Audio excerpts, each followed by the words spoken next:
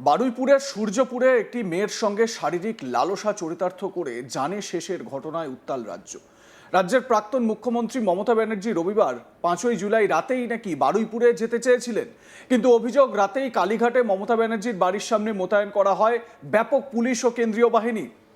সোমবার সকালেও মমতা বন্দ্যোপাধ্যায়ের বাড়ির সামনে সেন্ট্রাল ফোর্স মোতায়েন হতে দেখা যায় বলে খবর।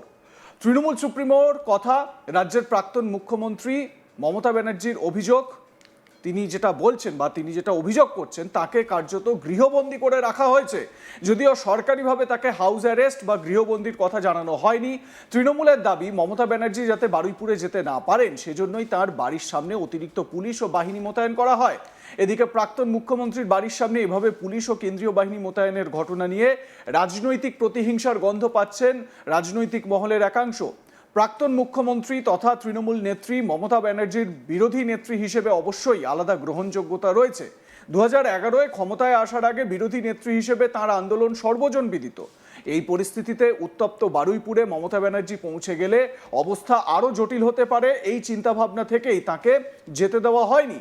এই সম্ভাবনাও উঠে আসছে বঙ্গ রাজনীতির আঙিনায়। এদিকে মমতা ব্যানার্জিকে হাউস অ্যারেস্টের বিষয়ে প্রতিক্রিয়া জানিয়েছেন রাজ্যের পঞ্চায়েত মন্ত্রী দিলীপ ঘোষ। তিনি বলেছেন, কেউ ওনার সঙ্গে দেখা করতেই আসে না, উনি যেখানে খুশি চলে যেতে পারেন, বাংলাদেশ পাকিস্তানেও চলে যেতে পারেন, কেউ ওনাকে আটকাবে না। কিন্তু আমাদের চিন্তা রয়েছে, যেভাবে তৃণমূলের লোকেরা ডিম খাচ্ছেন, কেউ ওনাকে না ডিম খাওয়ায়, অসম্মান না হয়, তাই পুলিশ ওনাকে গার্ড দিয়ে রেখেছে। পঞ্চায়েত মন্ত্রী দিলীপ ঘোষ কি বলেছেন শোনাবো তার বক্তব্য। কেউ ওনার সঙ্গে দেখা করতেই আসে না, উনি যেখানে ইচ্ছা চলে যেতে পারেন, বাংলাদেশেও যেতে পারেন, কেউ আটকাবে না।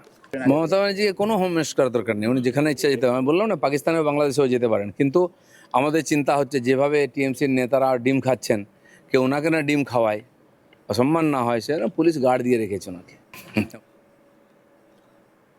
তো ব্যঙ্গাত্মকভাবে দিলীপ ঘোষ তিনি একথা বলেছেন, কিন্তু রাজ্যের বর্তমান মুখ্যমন্ত্রী শুভেন্দু অধিকারী তাকে যখন সোমবার এই বারুইপুর প্রসঙ্গে জিজ্ঞাসা করা হয়, তিনি বলেন যে বারুইপুর প্রসঙ্গে তিনি বারুইপুরে মেয়েটির পরিবারের লোকের সঙ্গে গতকালই কথা বলেছেন এবং পরিবার যা যা দাবি করেছে প্রশাসন সেই মতো কাজ করবে, সেই রকম শাস্তি তিনি বলেছেন, চরম শাস্তি, ক্যাপিটাল পানিশমেন্টের কথা বলেছেন মুখ্যমন্ত্রী শুভেন্দু অধিকারী। একই সঙ্গে তিনি এ প্রসঙ্গে কোথাও একটা ষড়যন্ত্র, মানে এই ঘটনাকে কেন্দ্র করে যে বিক্ষোভ প্রতিবাদ বারুইপুর জুড়ে হচ্ছে তার নেপথ্যে একটা ষড়যন্ত্রের গন্ধ পাচ্ছেন এবং পুলিশের ওপর ছেড়ে দিয়েছেন। তিনি বলেছেন পুরোপুরি তিনি ক্লিয়ারেন্স করবেন না বা ক্লিয়ারেন্স দিতে চান না, আগে পুলিশ জানাক তারা তদন্তে কি পেল। এ প্রসঙ্গে বলতে গিয়ে মুখ্যমন্ত্রী তিনি বলেছেন যে এখানে যেভাবে রেল লাইন উপড়ে ফেলার চেষ্টা করা হয়েছে, যেভাবে প্রতিবাদ করা হয়েছে, ঠিক একই রকম ওই সিএএ এর সময় যে প্রতিবাদ সংগঠিত হয়েছিল সেই রকমই একটা পরিস্থিতি। তিনি এও বলেন যে অতৃপ্ত আত্মা, তারা ভোটে হেরে নাকি এই সমস্ত করার একটা চেষ্টা করেছে। এবারে আসি কালীঘাটে মমতা বন্দ্যোপাধ্যায়ের বাড়ির সামনে। সেখানে সারি সারি পুলিশ, রাস্তা জুড়ে ব্যারিকেড, চারদিকে কড়া নিরাপত্তা। ঠিক সেই সময়ই বারুইপুরে এক কিশোরীর সঙ্গে খারাপ কাজ ও হত্যার ঘটনায় উত্তাল গোটা বাংলা। আর এই দুই ছবিকে পাশাপাশি রেখে এখন রাজ্য রাজনীতিতে ঘুরপাক খাচ্ছে একটাই প্রশ্ন, মমতা ব্যানার্জি কি সত্যি নিজের বাড়িতেই কার্যত আটকে পড়েছিলেন? আজ তাক বাংলার হাতে এসেছে এমন একটি ভিডিও যেখানে কালীঘাটের বাড়ির সামনে নজিরবিহীন পুলিশ মোতায়েন এবং ব্যারিকেড দেখা যাচ্ছে। ভিডিও প্রকাশ্যে আসতেই শুরু হয়েছে জোর বিতর্ক। এই নিরাপত্তা বলয় কি শুধুই আইন শৃঙ্খলা বজায় রাখার জন্য, নাকি প্রাক্তন মুখ্যমন্ত্রীর বারুইপুর যাওয়া আটকাতেই এই ব্যবস্থা? এই প্রশ্নের উত্তর নিয়েই এখন শুরু হয়েছে রাজনৈতিক তরজা। তৃণমূল কংগ্রেসের অভিযোগ অত্যন্ত গুরুতর। দলের দাবি, বারুইপুরে নিহত কিশোরীর পরিবারের সঙ্গে দেখা করতে যাওয়ার প্রস্তুতি নিচ্ছিলেন মমতা ব্যানার্জি। সেই খবর প্রশাসনের কাছে পৌঁছতেই কালীঘাটের বাড়ির বাইরে বিপুল পুলিশ বাহিনী মোতায়েন করা হয়। ব্যারিকেড বসিয়ে কার্যত তাঁর বেরোনোর পথ বন্ধ করে দেওয়া হয় বলে অভিযোগ। কালীঘাট তৃণমূল কংগ্রেস তাদের সরকারি এক্স হ্যান্ডেল থেকেও একই দাবি করেছে। তাদের বক্তব্য, বিরোধী নেত্রীর মানবিক সফর রুখতেই এই পদক্ষেপ নেওয়া হয়েছে। মমতা ব্যানার্জি গতকাল কালীঘাটে তার বাড়ি থেকে ফেসবুক লাইভের মাধ্যমে কি জানিয়েছেন একবার শোনাবো তার বক্তব্য। নমস্কার সবাইকে, সবই তো দেখতে পাচ্ছেন এবং আপনারা দেখছেন যে আমি যখন থেকে ঘটনা শুনেছি আমি খুবই উদ্বিগ্ন। এর আগেও ভগবানপুর মিদনাপুরে, পটাশপুর মিদনাপুরে, কুচবিহারে, দুর্গাপুরে,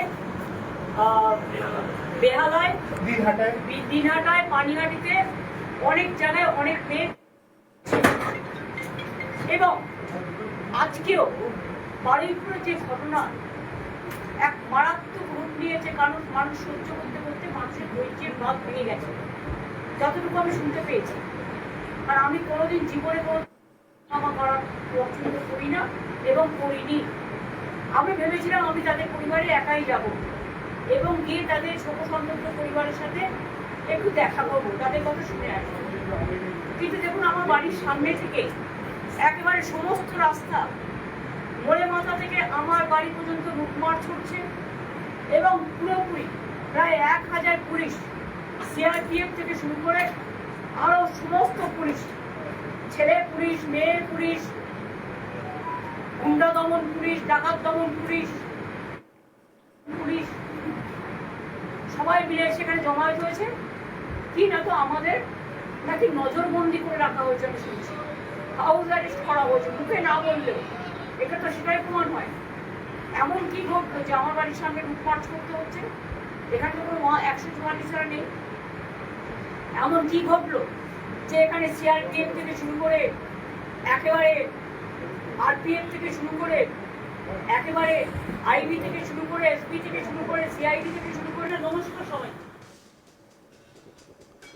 এই অভিযোগের পর থেকেই নতুন প্রশ্ন উঠতে শুরু করেছে, যদি শুধুই নিরাপত্তা ব্যবস্থা হয়ে থাকে তাহলে এত বিপুল পুলিশ কেন, সেন্ট্রাল ফোর্স কেন? যদি শুধুই আইন শৃঙ্খলার স্বার্থে ব্যবস্থা নেওয়া হয়ে থাকে তাহলে একজন প্রাক্তন মুখ্যমন্ত্রীকে তার নির্ধারিত সফরে যেতে বাধা দেওয়া হলো কেন? তো এ প্রসঙ্গই রাজ্যের এক মন্ত্রী, পুর নগরোন্নয়ন মন্ত্রী অগ্নিমিত্রা পালকে এই প্রশ্ন করা হয় সোমবার। তো তার জবাবে অগ্নিমিত্রা পাল বলেন যে মমতা বন্দ্যোপাধ্যায়কে কেন বারুইপুরে যেতে দেওয়া হবে, কারণ তিনি বারুইপুরে গিয়ে রাজনীতি করতে চাইছেন। তিনি বারুইপুরে গিয়ে আবারও সেখানে প্রশাসনকে বদনাম করতে, সরকারকে বদনাম করতে রাজনীতি করবেন। অগ্নিমিত্রা পাল এটাও বলেন যে দীর্ঘ 15 বছর রাজ্যের বিভিন্ন জায়গায় এই ধরনের বহু ঘটনা ঘটেছে যেখানে মমতা বন্দ্যোপাধ্যায় যাননি, তৎকালীন মুখ্যমন্ত্রী হিসেবে সেখানে উপস্থিত হননি, অথচ অনেক ঘটনাকে তিনি ঘুরিয়ে দেওয়ার চেষ্টা করেছেন। অনেক বক্তব্য এমন রেখেছেন যেগুলোতে সেই ঘটনাগুলোকে লঘু করে দেখানো হয়। অগ্নিমিত্রা পাল এটাও বলেন যে সেই সময় ওই 15 বছর বিরোধী আসনে থাকাকালীন, যতটুকু সময় আর কি বিরোধী আসনে তারা ছিলেন, তারা যেরকমভাবে রাস্তায় নেমেছেন বা প্রতিবাদ করেছেন, ঠিক সেই রকমভাবে এখনও তারা সেখানে যাবেন, এখনও তারা পরিস্থিতি মোকাবিলার করার চেষ্টা করবেন। এবারে উল্টো দিক থেকে এই প্রশ্ন উঠছে, উত্তপ্ত পরিস্থিতিতে বড় রাজনৈতিক জমায়েত বা সংঘর্ষ এড়াতেই কি এই সিদ্ধান্ত নিয়েছিল প্রশাসন? এই প্রশ্নগুলির কোনোটিরই সরকারি বা স্বাধীনভাবে যাচাই করা চূড়ান্ত উত্তর এখনো সামনে আসেনি। আপনাদের মতামত কি জানাতে ভুলবেন না। দেখতে থাকুন আজ তাক বাংলা, সাবস্ক্রাইব করুন আমাদের ইউটিউব চ্যানেলটি।